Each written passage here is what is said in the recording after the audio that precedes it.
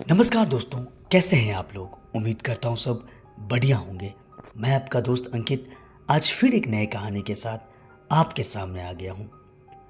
हरियाणा के एक छोटे से गांव में रहने वाला एक लड़का, जिसकी जिंदगी में सब कुछ सामान्य था, लेकिन एक दिन उसकी मुलाकात एक ऐसी लड़की से हुई जो इस दुनिया में नहीं थी।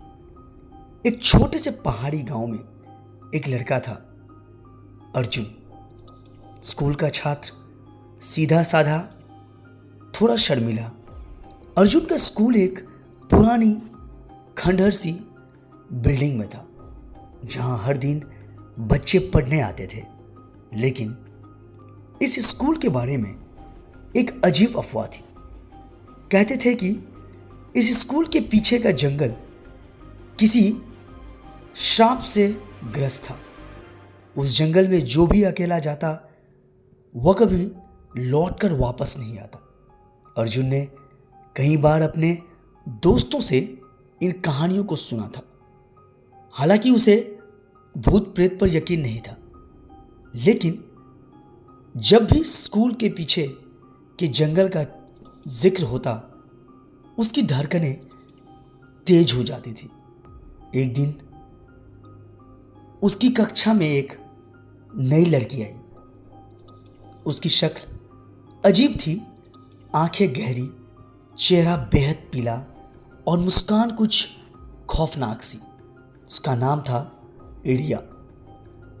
रिया और अर्जुन ने दोस्ती हो गई। उसकी बातें में कुछ ऐसा था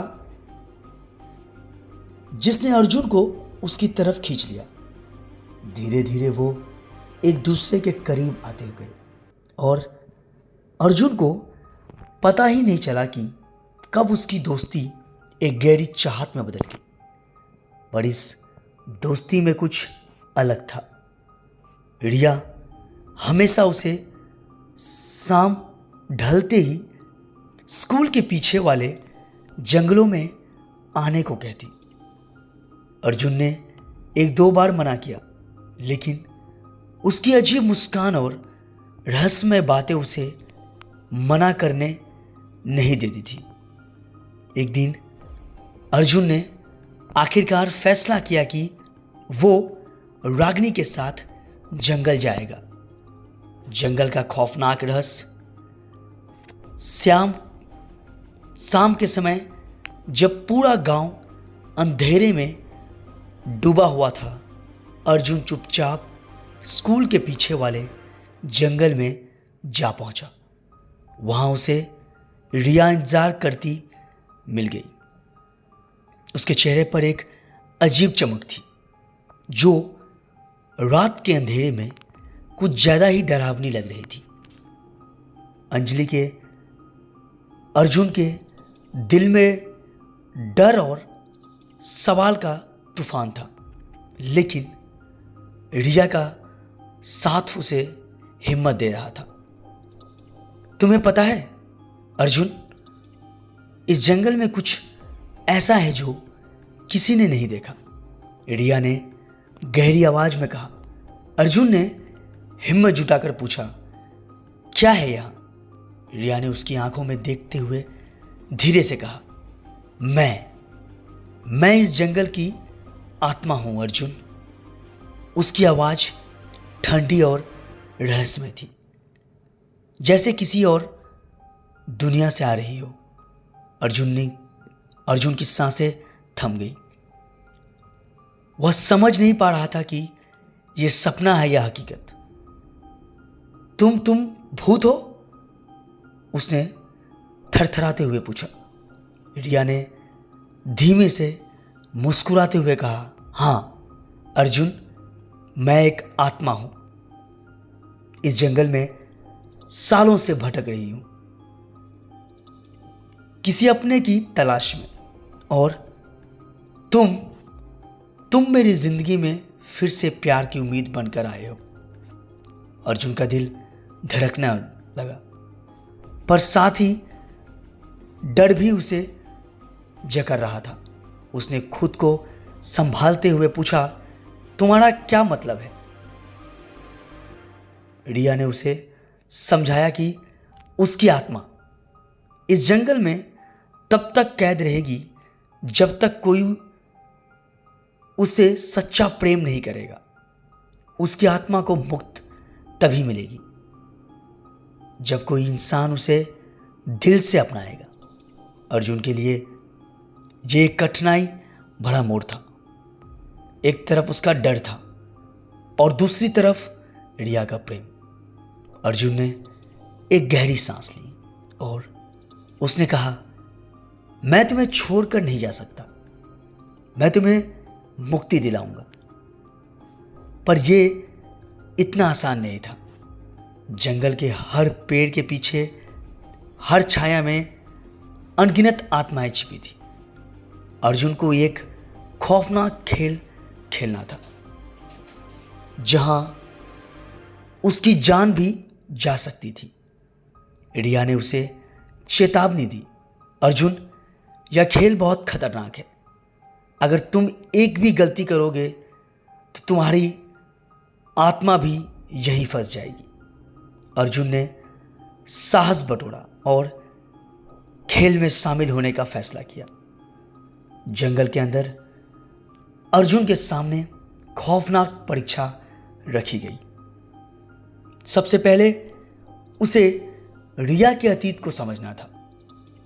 रिया ने उसे बताया कि वह एक समय में इंसान थी और उसके साथ विश्वासघात हुआ था। उसे बेवजह मारकर इस जंगल में फेंक दिया गया था। उसकी आत्मा तभी से इस जगह पर बदले की आग में जल रही थी। अर्जुन को एक चट्टान के पास ले जाया गया जहां पर उसे एक लाल चिड़िया मिली,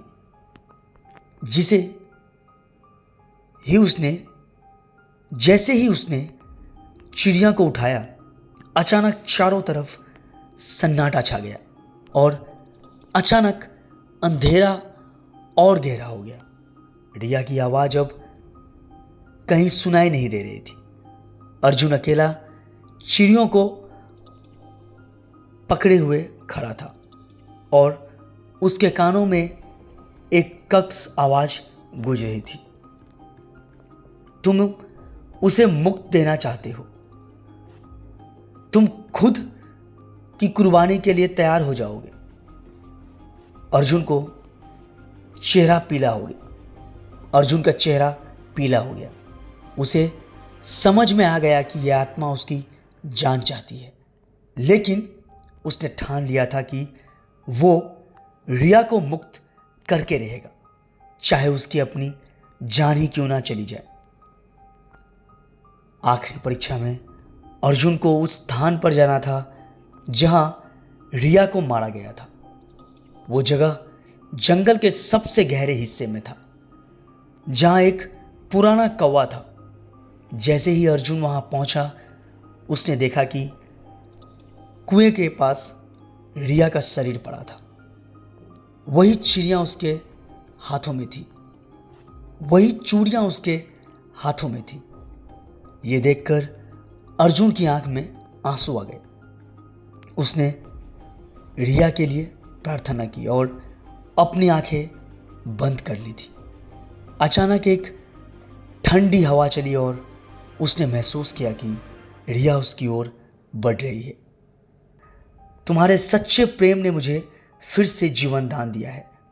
अब मैं इस जंगल की आत्मा नहीं, तुम्हारी प्रेमिका बनकर तुम्हारे साथ चलूंगी।